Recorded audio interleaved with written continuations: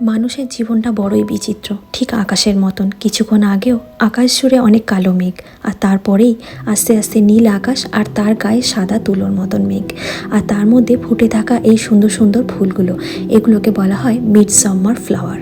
আর এই midsummer flower দিয়েই কিন্তু মিডসামারটাকে খুব সুন্দর করে উদযাপন করা হয়। বোঝা যায় ইউরোপে গরমকাল চলে এসছে।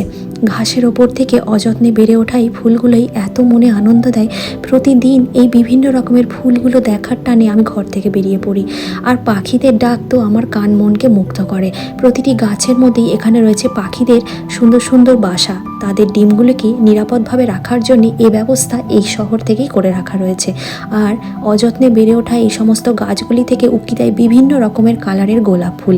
পাহাড়ের ওপর থেকে নেমে আসা একফালি ঝর্ণা, তার শব্দেই আমার মনটা একদম ভালো হয়ে যায়। গরমকালে ইউরোপটা লাগে দেখতে একদম স্বপ্নের মতন, খুব সুন্দর।